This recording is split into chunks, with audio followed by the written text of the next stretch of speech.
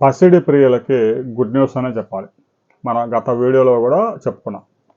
రాబోయే వారం రోజుల్లో బంగారం వెండి ధరల్లో పెద్ద ఎత్తున కరెక్షన్ గురి కాబోతా ఉంది అనే విషయాన్ని మనం గత వీడియోలో చెప్పాం. గడిచిన వారం రోజుల్లోనే 10 గ్రాముల ప్యూర్ గోల్డ్ 10,000 రూపాయల పైగా ధర పడిపోయింది, తగ్గింది. 10 గ్రాముల ప్యూర్ గోల్డ్ ఇండియన్ మార్కెట్లో 1,59,000 నుంచి తాజాగా 1,49,000 రూపాయలకు దిగి వచ్చింది. ఇక వెండి ధరలు కూడా గడిచిన 10 రోజుల్లో కేజీకి 20,000 రూపాయల పైగా తగ్గింది. దీనికి అనేక కారణాలు. మరొకసారి ఇరాన్ మీద అమెరికా పెద్ద ఎత్తున దాడి చేసింది. అలాంటి సమయంలో మరి బంగారం ధరలు పెరగాలిగా, ఎందుకు తగ్గాయి అని అనుమానం రావచ్చు. దీనికి ప్రధాన కారణం ఇంటర్నేషనల్ మార్కెట్లో క్రూడ్ ఆయిల్ ధరలు మరొకసారి బగ్గుమన్నాయి. తాజాగా బ్యారెల్ క్రూడ్ ఆయిల్ $92 దాటిపోయింది.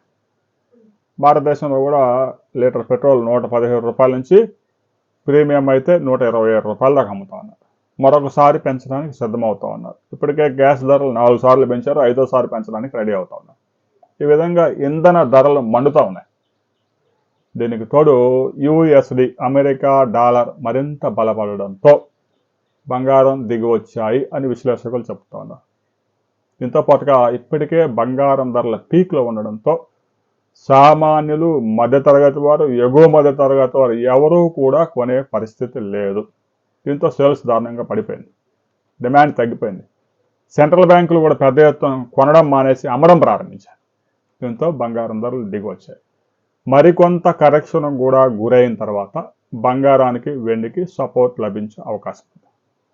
రాబోయే వారం రోజుల్లో కూడా బంగారం, వెండి ధరలు మరికొంత కరెక్షన్ గురై ఆ తర్వాత పెరిగే అవకాశం ఉంది అనే అంచనాలు వెలువడుతూ ఉన్నాయి.